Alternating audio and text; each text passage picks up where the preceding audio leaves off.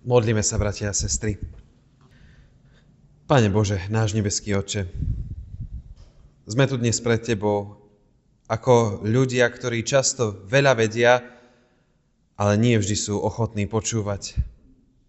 Prosíme ťa, umlč v nás hluk vlastných myšlienok, aby sme v tomto čase nepočuli len ľudský hlas, ale Tvoje živé a pravdivé slovo.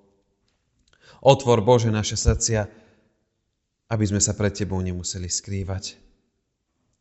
Osvieť našu myseľ svetlom svojho ducha, aby sme správne rozumeli tomu, čo nám chceš dnes povedať. Daj, aby nás Tvoje slovo nielen poučilo, ale aj pohlo, zmenilo a viedlo bližšie k Tebe. Nech je všetko, čo zaznie na Tvoju slávu a na úžitok nášmu životu, skrze Ježiša Krista, nášho Pána. Amen.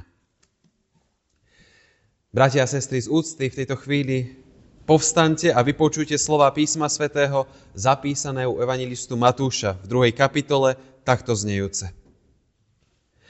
Keď sa Ježiš narodil v judskom Betleheme za čias kráľa Herodesa, aj hľa, múdrci od východu prišli do Jeruzalema a pýtali sa, kde je ten narodený kráľ židovský. Videli sme totiž jeho hviezdu na východe a prišli sme sa mu pokloniť. Keď to počul kráľ Herodes, predesil sa a s ním celý Jeruzalem. Zhromaždil všetkých veľkňazov a zákonníkov ľudu a vypytoval sa ich, kde sa má narodiť Mesiáš. Odpovedali mu v judskom Betleheme, lebo tak píše prorok, a ty, Betlehem, judská zem, nijako nie si menší, najmenší medzi vývodiacimi mestami judskými, lebo z teba vyjde vodca, ktorý bude pásť môj ľud izraelský.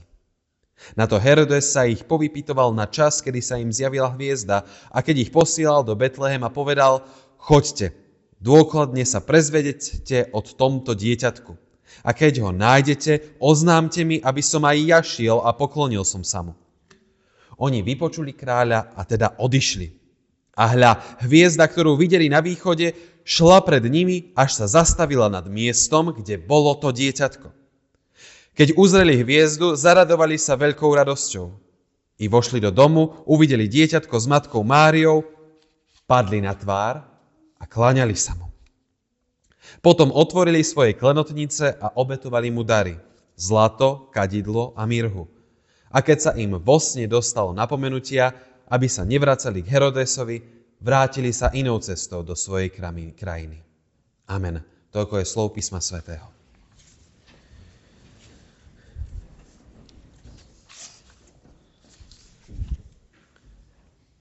Bratia a sestry, stojí dnes pred nami taká otázka, či môže múdry, vzdelaný človek veriť v Boha. Či to ide dokopy. A nie len tak všeobecne, ale skutočne veriť v Ježiša Krista, pokloniť sa mu, dať mu miesto vo svojom živote. Niekedy možno máme pocit, že viera stojí a patrí skôr k tým jednoduchším ľuďom. A takto častokrát niektorí ľudia aj hovoria verejne. Že čím viac rozumie človek svetu, tým menej vlastne potrebuje Boha. A predsa si túto otázku počas svojho života položil aj jeden z najuznávanejších vedcov našej doby, Francis Collins. Bol vedúcim projektu mapovania ľudského genómu, človek, ktorý pomáhal rozlúštiť základný genetický kód ľudského tela. Presvedčený to ateista. O viere si myslel, že je len barličkou pre tých, ktorí si nevedia veci tohto sveta vysvetliť. Ako lekár sa však denne stretával s ľuďmi, ktorí stáli na hranici života a smrti. A práve tam si všimol niečo, čo ho začalo v jeho živote znepokojovať.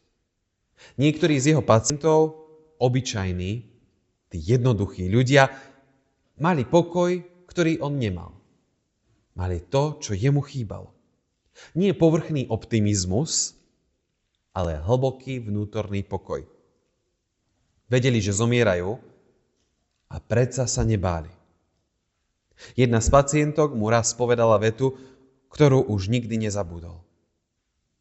Pán doktor, ja viem, že zomieram, ale viem aj, komu patrím. A Colin si v tej chvíli uvedomil, to bol taký ten jeho zvrat, bod zlomu, že on, človek, ktorý rozumie bunke, DNA, chorobám, nemá odpoveď na otázku, ktorú mala táto žena. Nie odpoveď vedeckú, ale životnú. A ja teraz nespomínam tento príbeh kvôli tomu, aby sme obdivovali tohto vedca. Spomínam to preto, aby sme si všimli, čo Boh robí s človekom, ktorý si myslel, že ho nepotrebuje. Tento pán vedec nezačal veriť zo dňa na deň, ale urobil niečo dôležité. Vstal a šiel hľadať. Začal čítať Bibliu. A pozor, nie ako veriaci človek, ako ateista, ale ako poctivý, hľadajúci, ktorý chce nájsť odpovede. A neskôr povedal, Ježiš ma neoslovil ako myšlienka, ale ako osoba. Ježiš ma neoslovil ako myšlienka, ale oslovil ma ako osoba. Zjavenie Krista Pána múdrcom, tento deň, kedy sa stretávame, možno tak netradične, je sviatkom ľudského hľadania? Nie, to práve nie je. Nie je sviatkom nášho hľadania, ale sviatkom Božieho zjavenia. Nie o tom, čo dokážeme my našim rozumom pochopiť, ale to, čo robí Boh pre nás. Uvedomujeme si, že Boh vstúpil do týchto dejín aj počas tých minulých kázní úplne obyčajným spôsobom. Do sveta, do konkrétnych životných situácií ľudí, kedy naše reakcie nášho srdca ukazujú, čo je v srdci. A tak Matúš nám v príbehu o mudrcoch ukazuje 3 skupiny ľudí. Nie už rozdelených podľa vzdelania či inteligencie, ale podľa toho práve, ako reagujú na Krista. Začneme teda Herodesom. Herodes nebol hlupák. Bol to panovník, schopný vládca, veľmi politicky zdatný, dobre informovaný. Keď sa dozvie o narodení kráľa Židov, okamžite koná, dá si zavolať zákonníkov, zisťuje podrobnosti, chce presné informácie. Vie, kde sa má Mesiáš narodiť.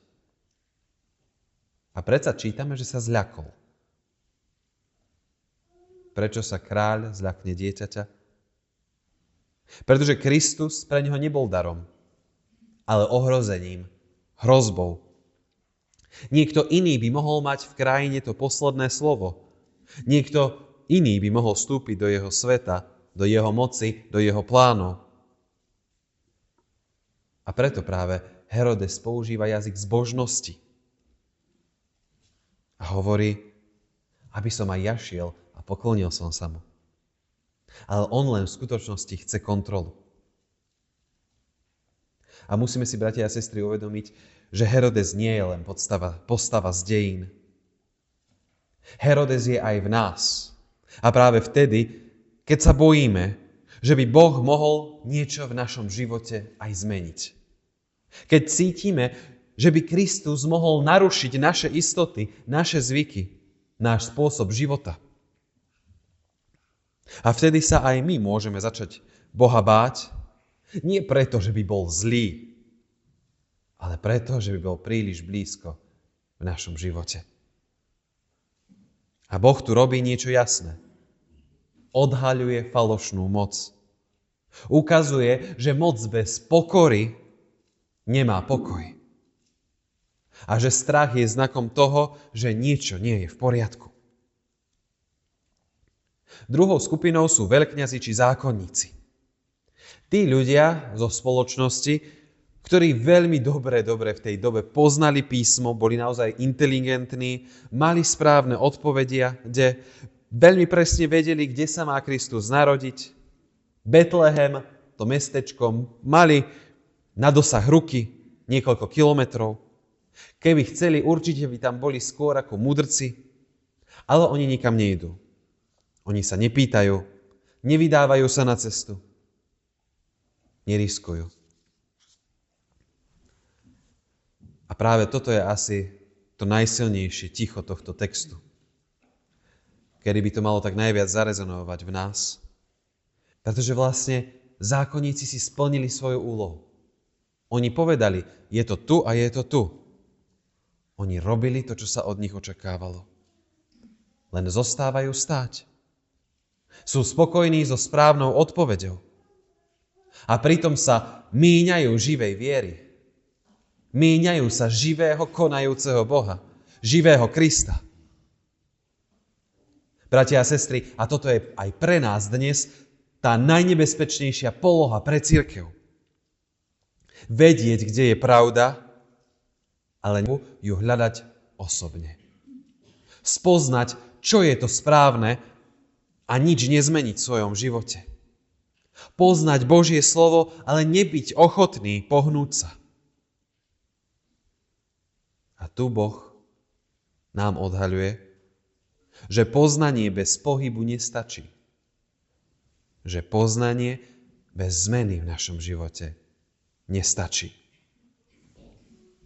A potom sú tu múdrci, pohania, vedci svojej doby.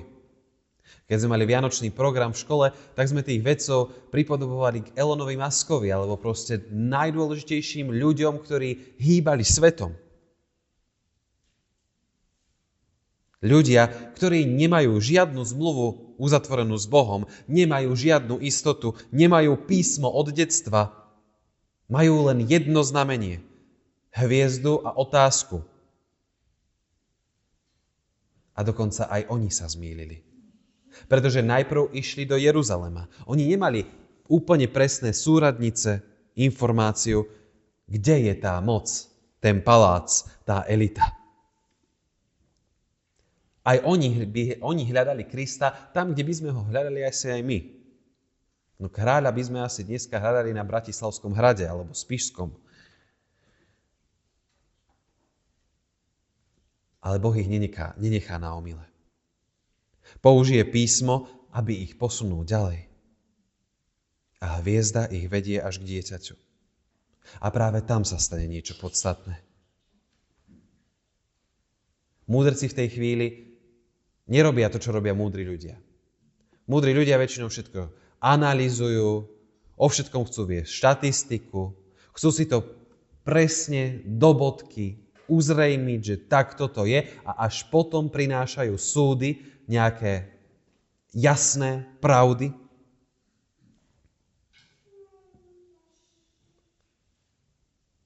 Pamätáte si z biblického textu, čo spravili? Aj tí naši králi, ktorí prišli, o tom spievali. Bolo tam to svedectvo. Tí múdri, vzdelaní ľudia, ktorí pozerali na hviezdy, ktoré, čo vlastne by sme mohli my nazvať ako pohanské spoznávanie tohto sveta. Že tam videli nejakú konšteláciu hviezd, nejakú konjunkciu, ako to v odbornom svete dnes hovoríme. Oni padnú na tvár a kláňajú sa. To je postoj, ktorý mali pohania. Až tak veľká vec to bola, až tak zrozumiteľné znamenie, že padnú na tvár a kláňajú sa.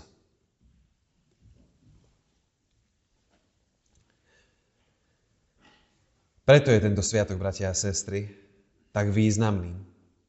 Pretože už nám vlastne ukazuje, čo je cieľom Pána Boha. Pána Ježiša, keď prišiel na tento svet. Zjaviť sa všetkým. A práve Boh sa zjavuje tak, aby každého jedného z nás priviedol ku kláňaniu sa mu. Nie ku kontrole, nie k istote, ale k pokore. A potom prichádzajú dary. Zlato ako uznanie, že je kráľom. Kadidlo, že má akúsi božskú moc. A mirha, tá je práve predzvesťou utrpenia a smrti. Nikto predtým nevedel, čo čaká Ježiša. A Ján Krstiteľ si do poslednej chvíle svojho života myslel, že Ježiš vystúpi a spraví to úplne inak. Ale v tomto príbehu nám mirha dáva takú predzvesť, že Pán má úplne iný plán. Že kráľ bude vládnuť inak. Nie silou, ale obeťou. Nie z trónu, ale z kríža. Z utrpenia. Bratia a sestry, toto robí Boh pre nás. On sa približuje preto, aby nám niečo vzal, ale aby nám daroval život. On sa zjavuje, aby nás našiel, aj keď my ešte len hľadáme. A teraz je čas zistiť, ako to skončilo s tým Francisom Collinsom. On, keď čítal Bibliu, Evanília, uvedomil si, že stojí na križovatke. Že môže zostať pri poznaní, alebo môže urobiť krok. A on sa rozhodol ísť. Nie preto, že by mal všetky odpovede, ale preto, že spoznal, že Boh urobil prvý krok k nemu. A to je práve posolstvo dnešného sviatku. Že aj keby sme dnes stáli na mieste Herodesa, Boh nás neodpisuje. Aj keby sme možno zostali stáť ako tí zákonníci a robili len to, čo sa od nás očakáva, Boh nás pozýva ďalej. Aj keby sme mali otázky ako tí múdrci, Boh nám ukazuje cestu. Epifánia je sviatok Boha, ktorý prichádza hľadať človeka. A dnes sa pýta každého jedného z vás. Necháš sa nájsť? Necháš sa mi nájsť?